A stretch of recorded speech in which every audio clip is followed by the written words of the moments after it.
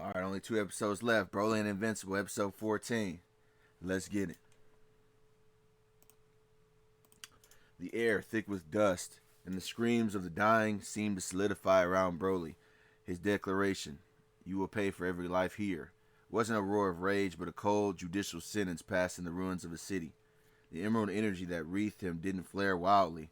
It condensed itself, becoming a controlled humming sheath of power that pulled at the very light, darkening the crater that was around him. Omni Man, standing on the crater's lip, saw the shift. This was no longer the desperate, oxygen-deprived boy from the upper atmosphere. This was something focused, something far more dangerous. He braced himself, his muscles coiling, expecting the predictable, world-shattering charge. You know, the kind of straightforward, honorable punch a hero would throw. He was ready to meet it fist to fist to show the Saiyan the unbreachable gap in their combat experience. But Broly did not Broly did not charge. He flowed. One moment he was across the crater.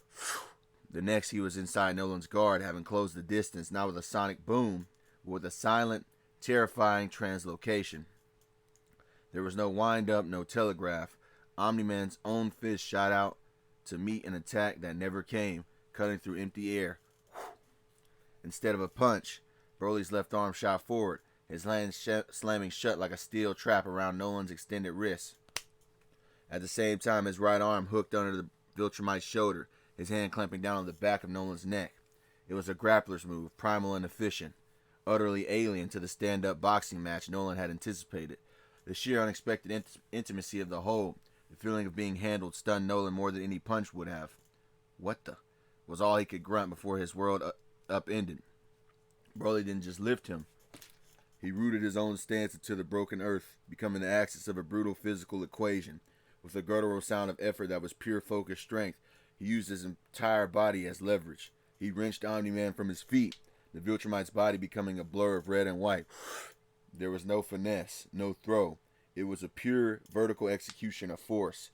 Broly lifted him high and then, with the devastating finality of a pile driver, slammed head first back down into the very bedrock of the crater. The impact was not an explosion, but a deep subterranean crump that traveled through the ground for miles. The liquefied rock at the crater center erupted outward in a wave of semi-molten debris. A new, smaller crater bloomed within the larger one. A perfect impression of Omni-Man's torso and head. For a moment he was embedded there, his body a jagged star crack in the earth, the invincible icon driven into the dirt like a common tent peg. The silence that followed was brief, filled only by the patter of falling stone and the frantic fading echo of the impact.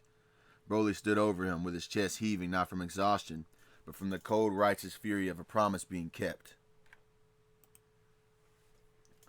Pain. It was sharp, bright, an unwelcome signal, firing through every one of Omni-Man's nerves. It wasn't the deep bruising ache of a powerful blow. It was the jarring, humiliating sting of an impact with an unyielding surface, the vibrations that rattled through his teeth and scrambled his thoughts. He was buried in the earth, the weight of his own failures pressing down on him, as heavily as the tons of rock. The taste of his own Viltrumite blood, coppery and thick, filled his mouth, and for the first time in decades he wasn't the unstoppable force. He was a nail that was being hammered into the pavement. But a Viltrumite was never just a nail. Through the ringing in his ears and the blinding white static of pain, a lifetime of combat instinct, of wars fought across galaxies, screamed a single command: create space. Broly loomed above, a green-tinged monolith of vengeance, his shadow falling over Nolan's broken arm. The Saiyan was undoubtedly preparing for the finishing strike, a moment to capitalize on his stunning advantage. He expected a dazed opponent, a struggling victim. He did not expect the Cobra Strike speed of a cornered demigod. As Broly shifted his weight, Nolan's body, still partially embedded in the cratered ground, became a coiled spring. Ignoring the shrieking protest from his neck and spine, he channeled all his remaining strength, all his Viltrumite might into his legs. They were his last best weapons. In a single fluid and brutally powerful motion, he drew his knees to his chest and then fired them outward like twin pistons. Both booted feet connected squarely with Broly's chest with concussive thump that displaced the air. It wasn't a kick designed to inflict major damage. It was a kinetic blast, a pure transfer of momentum. The surprise of the blow delivered from a seemingly defeated foe was its greatest asset. Broly grunted, the air forced from his lungs in a surprise rush. The impact didn't break any bones, of course, but it broke his stance and his concentration. He was thrown backwards, stumbling several paces, his boots carving fresh furrows in the rubble as he fought to stay upright. That half second of regained balance was all Nolan needed, and with a groan of effort that was equal parts pain and fury, he pushed himself up from the human-shaped impression in the rock. He rose, not with his usual effortless grace, but with the ragged determination of a wounded animal. Dust and chips of stone cascaded from his costume. His body was a symphony of fresh aches, but he was on his feet, and his eyes were burning with a new, deadly understanding. The tutorial was over. The Saiyan had just graduated from a volatile nuisance to a genuine tactical threat, and Nolan's patience had evaporated. The real fight, stripped of all pretense and condescension, was finally beginning. The taste of blood was a metallic stain on his tongue, and a deep ache in his spine was a humbling testament to this Saiyan's raw brute force of power. Omni Man steadied his breathing, his eyes sharp as daggers, analyzing the emerald-wreathed form of Broly across the smoldering crater. The initial shock of being manhandled, of being slammed into the earth like a common thug, had burned away, replaced by the cold crystalline clarity of a veteran warrior. He is stronger, Nolan conceded internally. The admission as clinical as it was undeniable. The boy's muscles were denser. His power a deeper, more volatile wellspring. A direct contest of strength would be a fool's errand, a quick path to a brutal and likely losing battle of attrition. And if the boy had it in him, it would be his death as well. But strength was not the sole determinant of a victory. It was a tool, and Broly, for all his power, was a novice, swinging a sledgehammer. Nolan, by contrast, was a master surgeon with a scalpel. A cruel smile touched his lips, devoid of humor, filled only with a predatory intent. The boy was a storm, powerful, but predictable. He fought with emotions, with a linear, straightforward fury that left exploitable gaps in his defense miles wide. His experience would be the lever to move this immovable object. He would use feints and misdirection, attacking not to damage, but to unbalance. He would let Broly exhaust himself against a shifting, elusive target, using the Saiyan's own overwhelming momentum against him. He would target pressure points, joints, in the eyes, anywhere the boy's bioarmor might be thinner. This would not be a war of annihilation. It would be a tactical dissection. He would turn Broly's greatest asset, his immense, untempered strength, into his greatest liability, letting him charge into traps and overextend into vulnerable positions. The battlefield was no longer the crater. It was the space between Broly's ears, and Nolan was about to invade. He settled into a new, lower stance, not of brute force, but of a poised readiness. The lesson of Viltrumite's superiority was over. Now came its applications. Seeing the tactical shift in Omni Man's stance, Broly reached with the instinct that had served him best on Monster Island. Overwhelming force. As the Viltrumite shot toward him in a low, fainting rush, Broly's own hand snapped out. A blur of green-tinged motion. His fingers, thick as steel cables, closed around Nolan's throat with a sound like a bear trap snapping shut. He had him. The plan was simple, brutal, and effective. Repeat the slam to drive his enemy so deep into the earth he might never claw his way out.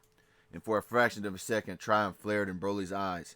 But he had fallen for the oldest trick in the book, the trap disguised as a failed attack. Omni-Man's charge hadn't been meant to connect. It had been designed to put him exactly here, inside Broly's grasp, close enough to smell the ozone of his own sweat. As Broly's muscles tensed to heave him downward in a chokeslam, Nolan didn't struggle against the grip. Instead, he used it as an anchor, his own hands freed from the need to block or punch, shot upward with surgical precision. They did not form fists, his palms cupped, fingers rigid, and he slammed them simultaneously against the side of Broly's head with a concussive crack that had nothing to do with brute force. It was a perfect, devastating double palm strike to the ears. The effect was instantaneous and catastrophic for Broly's equilibrium. The world didn't just go loud, it ceased to make sense. A high-pitched, piercing whine screamed directly into his brain, obliterating all other sounds, the sirens, the fires, the screams, even the roar of his own grunts. A sickening pressure wave slammed through his inner ear, scrambling his sense of balance. The vertigo was nauseating. The ground seemed to lurch beneath his feet. His vision swam, the image of Omni-Man's cold, determined face blurring into a smear. The crushing grip on Nolan's throat loosened involuntarily as Broly's body fought a sudden, losing battle against disorientation. It was the opening, the microscopic window of vulnerability that experience had created. It was now poised to exploit. Omni Man dropped from the faltering grasp, his feet already firmly planted, ready to unleash the next more damaging blow in his calculated symphony of pain. The world was a tilting, nauseating carousel. The piercing whine in Broly's ears was the only sound in the universe. A drill boring directly into his own brain. His vision swam, the smoldering crater, and the grimacing face of Omni-Man blurring into a smear of crimson and pain. His grip, which could crush starship hulls, went slack, his fingers losing their purchase on the Viltrumite's throat as his body fought a losing war against utter disorientation. Omni-Man didn't waste a millisecond of opportunity, however. He dropped from the faltering hold, his boots landing in a solid crunch on the broken ground, and then he became a surgeon, and his patient was a thrashing hurricane. He needed to sedate it. He drove his fist hard as a diamond into Broly's solar plexus. The air exploded from Broly's lungs in a ragged, soundless gasp. Before he could even register the shock of it, a second blow, then a third, hammered into the same spot with metronomic precision. Thud, thud. They weren't wild swings meant to knock him back. They were precise, compact strikes designed to transfer maximum force deep into his body, to paralyze his diaphragm and shatter his own rhythm. Broly staggered, his massive frame buckling. He was a fortress under assault, not from a battering ram, but from 1,000 pickaxes chipping at its foundation. A sharp liver shot made him groan. A wet pain sound, another punch, cracked against his floating ribs, and he felt something give with a sickening pop. Violet spots danced in his blurry vision. He was trying to dismantle him. Omni-Man was systematically searching for the limits of his Saiyan durability and trying to turn his body into a bruised and broken map of agony. Through the haze of pain and deafness, a primal instinct older than training or reason began to scream. It was the same instinct that had awoken him on Monster Island when a kaiju had him pinned as a child. The same feeling of being cornered, of his own power being turned against him. This wasn't a battle of strength. It was an execution, and a part of him that was pure survival. The part that Beats had warned him about refused to be executed. His body acted before his mind could form the thought. The emerald energy that had been controlled sheath around him suddenly detonated. It wasn't the wild, all-consuming inferno of the Ikari state that he had used to fight battle beasts. This was just a pressurized defensive eruption.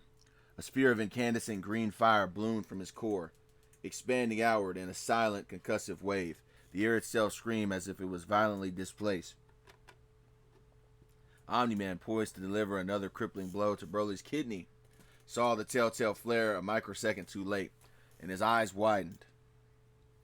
He threw his arms up in a cross block, but the force wasn't a punch he could brace against. It was a fundamental rejection of his own presence. The emerald wave hit him like a physical wall, not of matter but of pure angry energy. It didn't cut or burn. It shoved, violently. He wasn't thrown backward, his feet skidding through the molten rock and debris as the relentless force pushed him backward. He carved 2 deep smoking furrows into the ground for 20 yards before he could dig in his heels and haul his momentum. His arms were stinging from the impact. Then the clinical focus on his face was gone, replaced by a flicker of frustrated surprise. Across the crater, Broly stood panting, one hand pressed to his bruised ribs. The high-pitched whine was fading, replaced by the frantic thumping of his own heart, and the returning wail of distant sirens. The green aura still crackled around him, though. The world swam back into focus through a haze of pain and ringing ears. Broly's chest burned with every ragged breath. His ribs screamed in protest. The emerald energy he had unleashed to repel Omni-Man still crackled around him, a defensive shell born of pure survival instinct. But as his vision cleared, he saw the unintended consequence of his own outburst. The shockwave from his aura flare had slammed into the already weakened foundations of a 40-story skyscraper that was teetering on the crater's edge. With a groan of tortured metal and a cascade of shattering glass, the building listed violently, its support beams buckling. It was slow, horrifying descent. A mountain of steel and concrete beginning a fatal tilt toward the crowded streets below. A chorus of new screams, sharp and immediate, cut through the ambient chaos of the ruined city. Broly's head snapped toward the sound, his own pain forgotten. He saw the tiny, terrified faces in the windows, the people trapped on the collapsing fire escapes, the absolute preventable deaths about to unfold. The cold, vengeful fury he felt towards Omni Man was instantly doused by a tidal wave of protective horror. His power had done this. His lack of control was about to kill hundreds, if not thousands. So without a second thought, he abandoned his combat stance and launched himself toward the falling building, a green streak against the hellish sky. His mind was a singular, desperate imperative. Stop it. Save them. From his position across the crater, Omni-Man watched, his expression one of profound, weary contempt. He saw the Saiyans' back completely exposed, turning into a foolish act of sentimentality. Pathetic, he muttered to himself, the word a low growl of disgust. You trade a possible victory for a handful of meaningless lives. You will never learn. He saw not a hero, but a tactical idiot.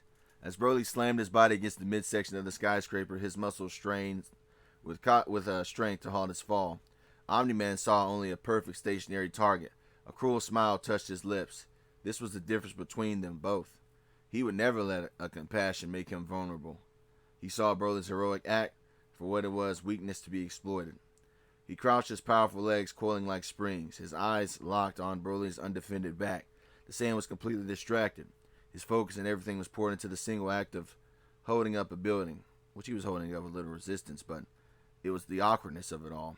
He was a statue of misplaced nobility, and Nolan was about to try to shatter him, so he prepared to launch himself in a crippling blow, ready to drive a lesson of Viltrumite supremacy into Broly's spine while he played the self-sacrificing fool. The air crackled with Omni-Man's intent. His muscles were a coiled spring, his focus a laser pointed at the undefended space between Broly's shoulder blades. The Saiyan was a fool, a sentimental weapon who had forgotten the first rule of war. Never turn your back on the enemy. Nolan savored the moment, the perfect simplicity of his strike to come. He would end this distraction and then deal with his wayward son. The lives in the building were irrelevant. They were teaching aids, nothing more. He launched himself forward.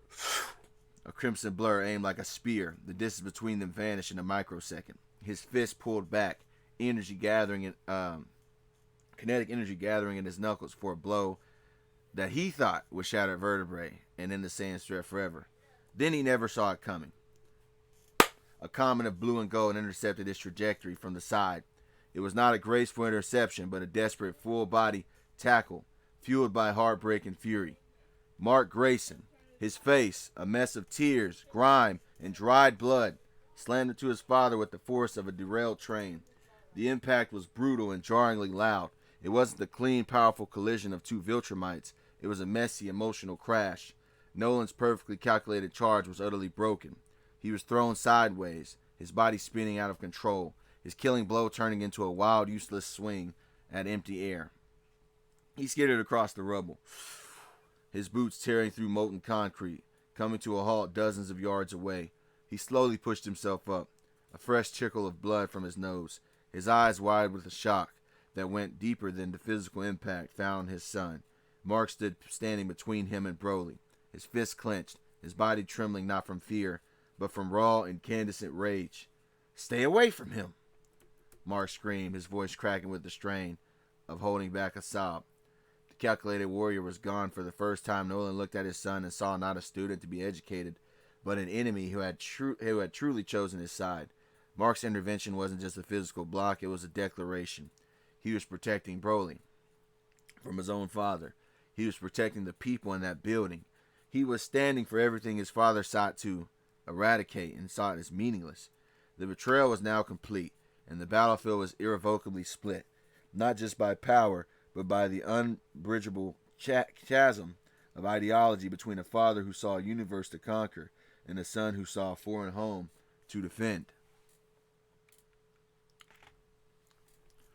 The world narrowed to a single impossible weight. Every fiber in Broly's being screamed with the strain of his muscles cording like steel cables. As he braced against the collapsing skyscraper, it wasn't really the weight of it. It was a way how he was going to fix this without destroying the building. The groaning of tortured metal and the terrified screams from within were a physical pressure within his ears, worse than any of Omni-Man's blows. He was a bulwark, a living dam against a tidal wave of concrete and death. His boots sunk deeper into the molded street as he pushed back and the building shuddered, its descent slowing, and then it halted, held in a precarious groaning equilibrium against his own back. His focus was absolute, a razor's edge of willpower. He couldn't afford to think of the battle of the Viltrumite of anything but the immense fragile weight he supported, which was why the sudden violent impact of Mark tackling his father registered only as a distant concussive shockwave. A new voice cut through the cacophony, not with sound but directly into his mind, a familiar, calm, and determined psychic presence. Broly, it's Eve. His eyes, squeezed shut with effort, snapped open. He couldn't turn, couldn't risk a single shift in balance. I'm here on the ground. I can see the structural stress points. I can stabilize it.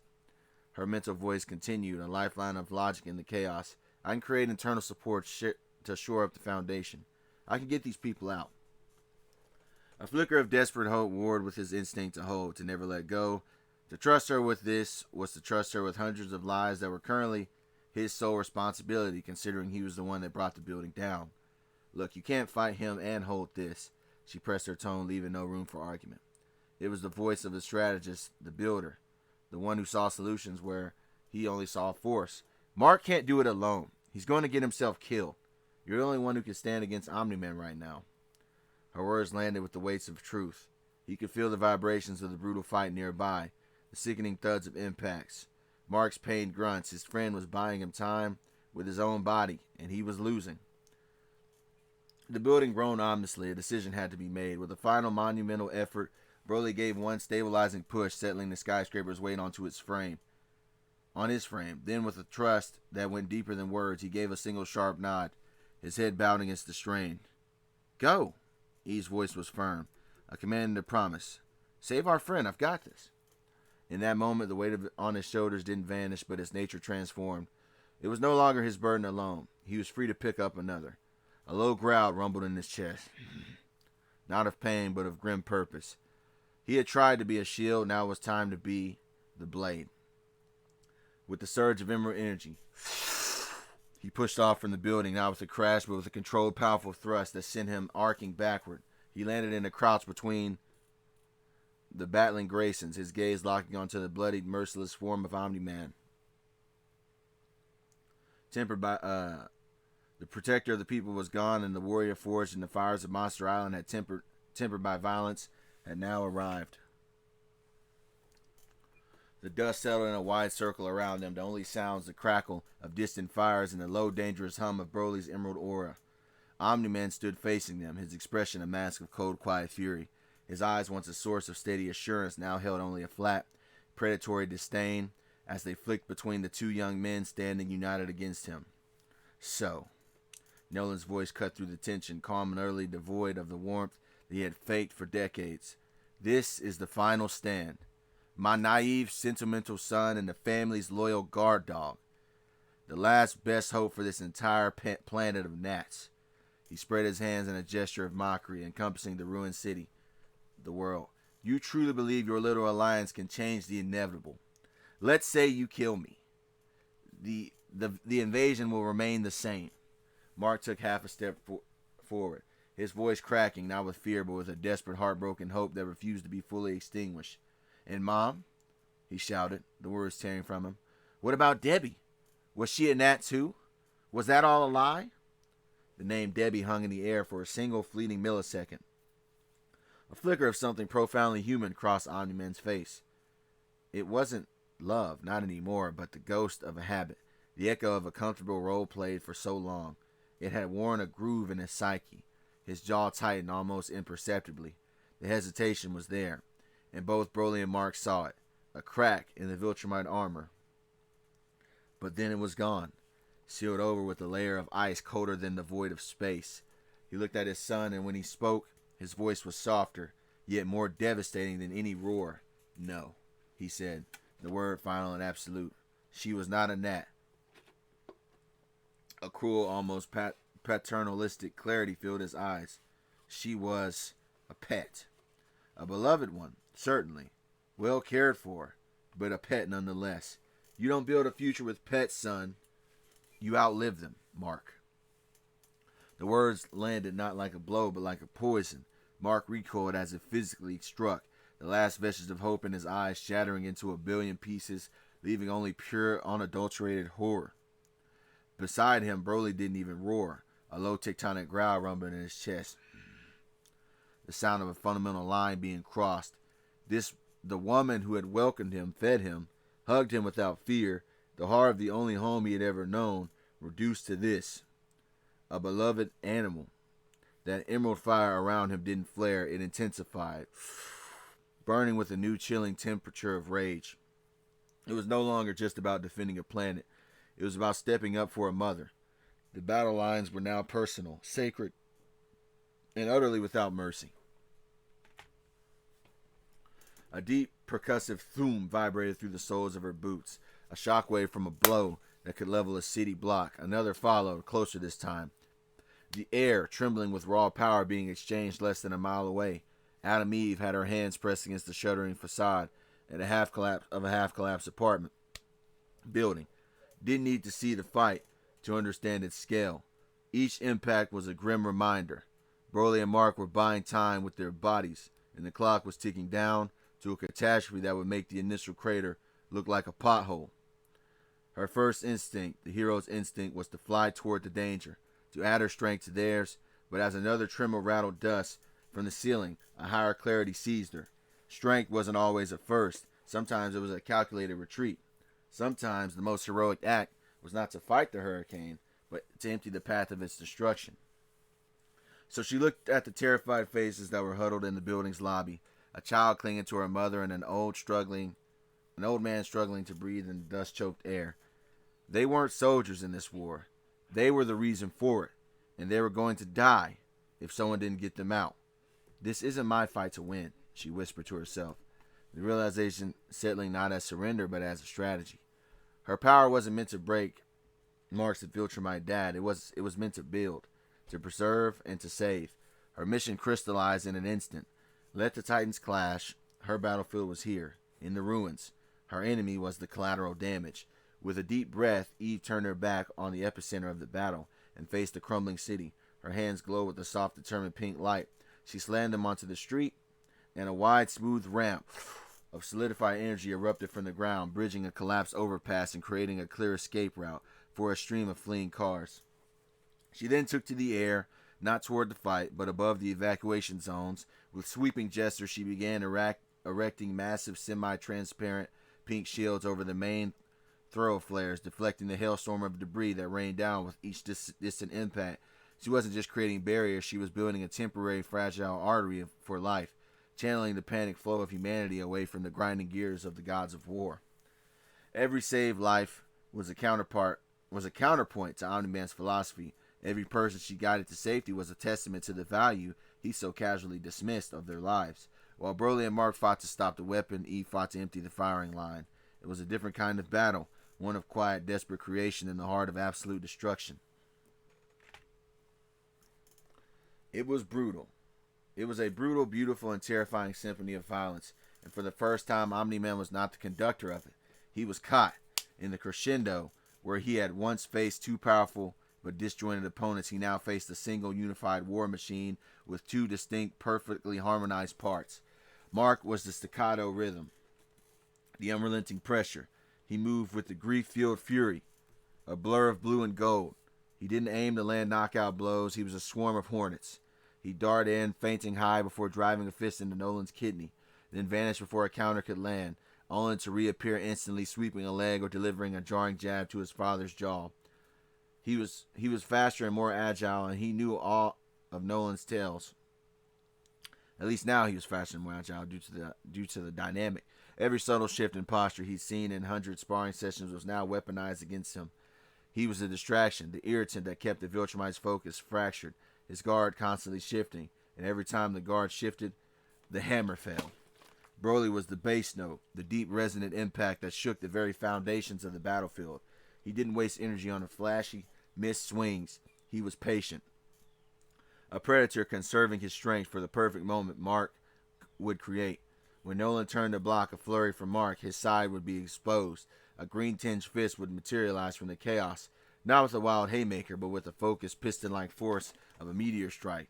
Boom! The impact would crack against Nolan's ribs, stealing his breath and sending him stumbling back into Mark's waiting onslaught. It was an inescapable cycle. Block Mark, get hit by Broly. Brace for Broly, get pummeled by Mark. A cut opened above Nolan's eye, blurring his vision. A sharp stabbing pain in his side, suggesting a cracked rib. He was being systematically worn down. His superior experience rendered nearly useless against this flawless instinctual partnership. The guard dog and the naive son were no longer separate entities. They were a single entity with a shared purpose, his utter defeat. A flicker of it, not fear, but the cold clinical acknowledgement of a losing battle crossed Omni Man's face. For the first time, he was outright losing, and the relentless, perfectly synced tempo of their assault gave him no room to breathe, no room to think, and no room to do anything but endure. The relentless two-pronged assault was a vice, and Nolan was caught in his grip. A punishing blow from Broly sent him skidding backward, his boots carving trenches through the rubble until his back slammed hard into the unstable remnant of a shattered brick wall. The impact shook loose a cascade of dust and debris, and for a single desperate second he was pinned between the unwavering Saiyan and the harrowing, furious strikes of his own son. But a cornered Viltrumite was at his most dangerous. As Broly lunged forward to capitalize, his emerald aura flaring with lethal intent, Omni-Man's hand shot out with a viperish speed. He didn't aim for a block or a counterpunch. Instead, his fingers clawed into the fractured wall of its back, wrenching free a dense, jagged chunk of concrete and rebar. And with a grunt of effort, he didn't throw it like a projectile. He crushed it in his grasp, pulverizing it into a thick, stinging cloud of powdered stone, dust, and microscopic shards of metal. And he hurled this cloud directly into Broly's face. It was a gutter fight move beneath the dignity of a galactic conqueror, but brutally effective. The coarse grit filled Broly's eyes, nose, and mouth. He roared in surprise and pain. An involuntary choke sound as his vision turned into a searing white blur. His charge faltered, his hands flying to his face in a reflexive, blinding moment of agony and disorientation. The relentless hammer was neutralized. The symphony was broken. In that instant, Omni-Man's head snapped toward Mark. All the calculated fury, all the frustration of being pushed back, now focused into a single laser point of attention. The distracting hornet was now the only target. Mark's eyes widened, the confident aggression of their combined assault evaporating as he saw Broly stumbling blindly. Swiping at his eyes, the air grew cold, the dynamic shifted catastrophically. He was now alone. The full, undivided, and murderous weight of his father's gaze was now solely upon him. The vice had not been broken, it had been redirected, and he was about to be crushed by it alone. With Broly's temporarily neutralized blinking and snarling in a world of gritty white pain, the full, terrifying vacuum of Omni-Man's attention collapsed onto Mark. There was no more strategy, no more feints. This was pure punitive domination. Nolan moved with the grim finality of an executioner. He caught Mark's desperate swing as if plucking a fly from the air, his fingers closing around his son's fist with a crunch of stressed glove material. You see? Nolan's voice was low, chilling, monotone, devoid of rage, which made it infinitely worse. It was the voice of a disappointed parent, administering a harsh, necessary lesson. He drove a fist into Mark's gut. It wasn't a fight-ending blow, but a carefully measured one designed to hollow him out, to make him fold. Mark gasped, the air and spit exploding from his lips as he doubled over. This pain? Nolan continued, his voice relentless as he released the fist and grabbed Mark by the scruff of his neck, yanking him upright. This humiliation? He delivered a short, sharp jab to his face, snapping his head back. It is your own doing. He threw Mark to the ground, not to end the fight, but to continue the lecture. As Mark tried to push himself up, Nolan's foot came down on his back, pinning him to the rubble like a specimen. You cling to these delusions, he snarled, applying pressure onto Mark's back until it creaked. You side with the insects against your own blood. You forced my hand. He leaned down, his voice dropping to a venomous whisper near his son's ear. I am not your enemy, Mark. I am your father, and I'm trying to save you from your own weaknesses. Every broken bone, every drop of blood you spill here today, it's on your hands. You are making me do this to you. The words were a powerful, profound violation than the physical blows. He was not just beating his son, he was reframing the abuse. He was reframing the abuse as a twisted act of love, making Mark the architect of his own brutalization. It was the ultimate expression of his Viltrumite ideology. Might makes right, and the victim is always to blame for not being strong enough. The world was a searing, gritty blur, but through the pain and disorientation, Broly heard it. The sickening rhythmic thuds and impacts, the choked gasps, and the cold lecturing tone of Omni Man's voice. He managed to clear his vision just enough to see the horrific sight. Mark, his friend, his brother, pinned and being systematically broken on the ground. Being told it was his own fault. A white-hot wire of pure rage snapped inside of him. All thought, all strategy, all the careful control Eve had helped him build vaporized in an instant. The anger wasn't just at Omni-Man, it was at his own temporary helplessness and his failure to protect. With a guttural roar that tore from the depths of his soul, he didn't charge. He didn't aim. He simply pointed a trembling hand in Omni-Man's general direction and unleashed. A torrent of raw, screaming emerald energy erupted from his palm, a chaotic lance of destruction that tore across the battlefield. It wasn't a focused beam, but a wild, uncontrolled geyser of power. Omni-Man had his senses preternaturally sharp, sensing the surge a fraction of a second before it arrived. With a contemptuous flick of his body, he blurred aside the edge of the energy wave, merely singeing the air where he had stood. But the blast continued on its unstoppable path. It struck a 20-story apartment complex 4 blocks away. There was no dramatic collapse. The building didn't fall. The entire central section of the structure, every concrete floor, every steel beam, every single apartment within the blast radius simply vanished, vaporized into an expanding cloud of superheated dust and plasma. A perfect, horrifying hole was punched through the cityscape, and the silhouette of remaining structures a stark burning tombstone against the sky. The roar of the blast faded, replaced by a new, more terrible sound, which was silence, followed by the distant faint tinkle of falling debris. Broly stared, his rage instantly extinguished and replaced by a cold, suffocating horror that was worse than any pain. His hand dropped. He looked from the smoldering scar of the city skyline to his own open palm, as if seeing it for the first time. He had tried to save his friend, and in his anger, he had likely murdered dozens more. Omni-Man's voice cut through the silence, laced with triumphant scorn. You see, Mark? Look at your protector. He can't even control his own strength. He's just a force of nature, and that's going to turn into a disaster. And disasters only know how to ruin things. They streaked across the smoke sky, 2 blurs of incandescent power carving contrails through the hellscape. Omni-Man was a crimson battering ram, his attacks precise and relentless and fueled by a cold certainty. And Broly was a green shield weathering the storm. But with every passing second, he was being driven backward, giving ground.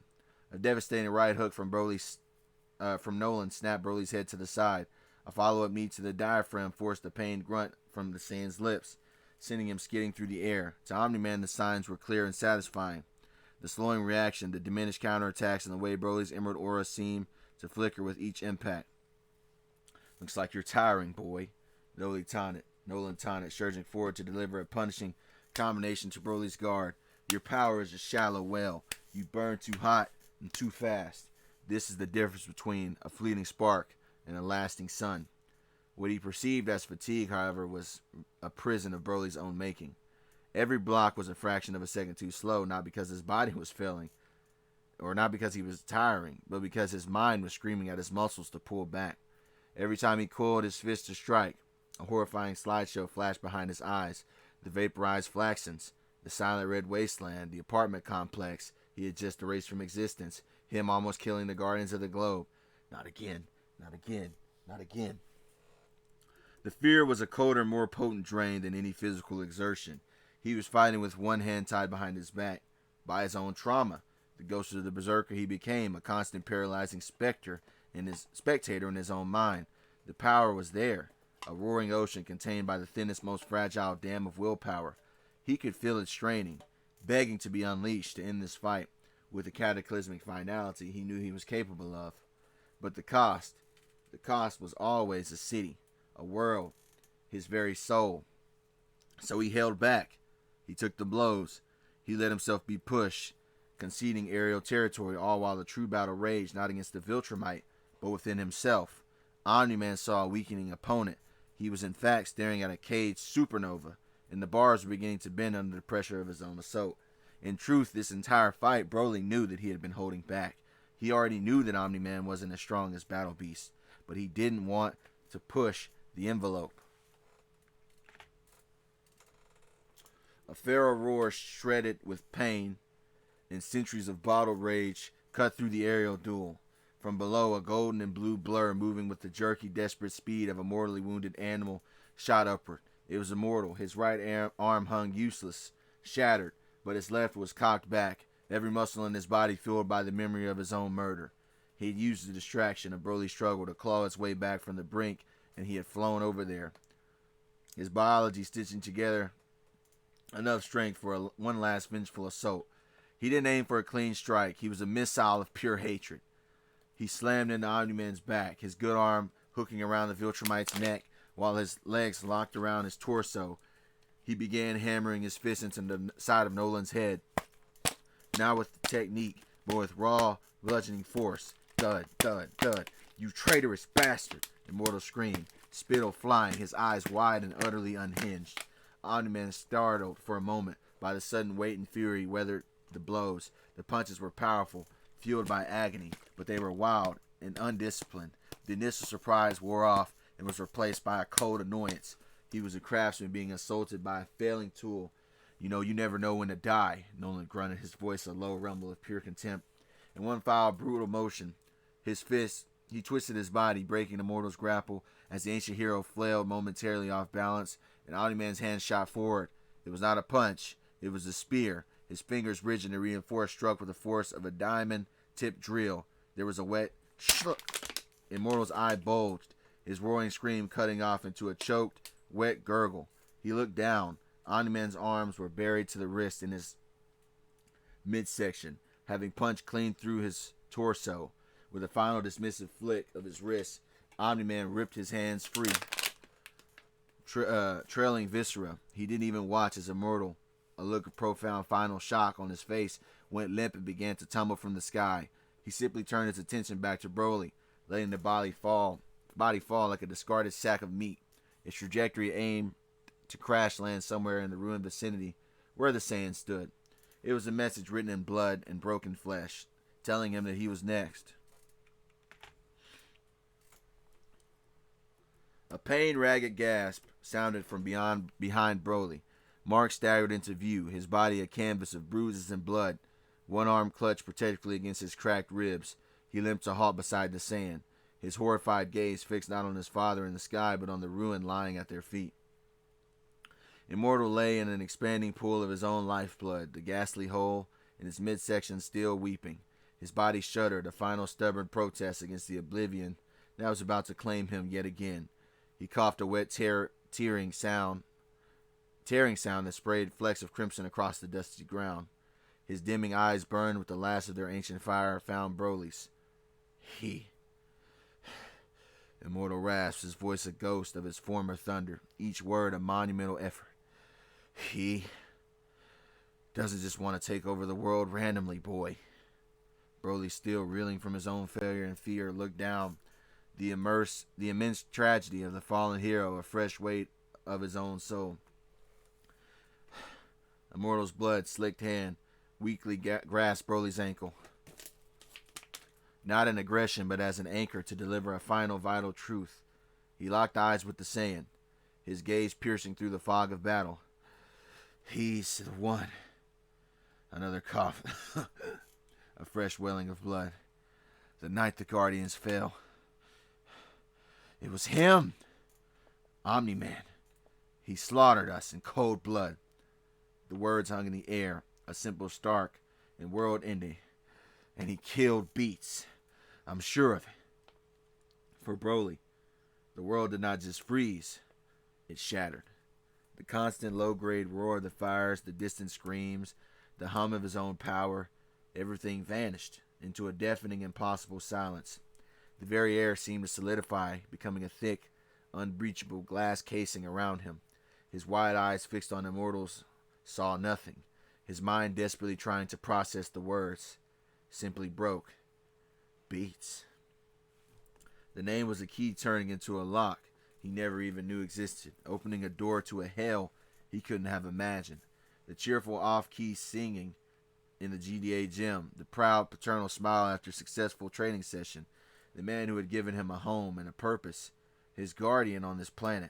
His mind flashed back to Nolan's face in the Grayson kitchen, the feigned concern, the comforting hand on his shoulder, the sympathetic words about Beats, brave, mysterious sacrifice. It had all been a lie, a performance, a monster playing a part, all while wearing the face of a friend, a mentor, a father-like figure. And the fragile dam of control, already strained to its limit, didn't just break, it vaporized. The fear of his power, the trauma of the berserker rage, it was all incinerated in the pure, white-hot furnace of a truth more devastating than any physical blow. The green aura around him didn't just flare, it died, snuffed out by the absolute zero of his shock, before a new, deeper, more terrible energy began to awaken in the sudden terrifying silence. The world was frozen, and at its center, Broly was thawing into something new, something made entirely of wrathful vengeance. The silence was the most terrifying sound Mark had ever heard. It wasn't an absence of noise, but a vacuum, as if the air itself was being pulled inward, toward the motionless form of his best friend. Broly hadn't moved. He hadn't roared, hadn't cried. He simply stood, staring at the space where Immortal had uttered his last word-shattering words. His eyes were wide, unblinking pupils, dilated into black pools of utter shock. Then the energy began to bleed from him. It wasn't the vibrant, fiery emerald aura of its power. This was something else. A colorless, shimmering distortion like heat, haze on a desert highway, began to warp the space around Broly. It started at his feet, causing the rubble to tremble and levitate, not with explosive force, but as if gravity itself was being negated. Tiny pebbles and chunks of concrete hung in the air, caught in the swirling invisible field. The air grew heavy, charged with the pressure that made Mark's eyes pop and his skin crawl. Broly? Mark's voice was a hesitant whisper, choked with his own pain and fear. He reached a hand, but the field pushed back. A tangible repulsive force. Broly, talk to me. His communicator crackled to life.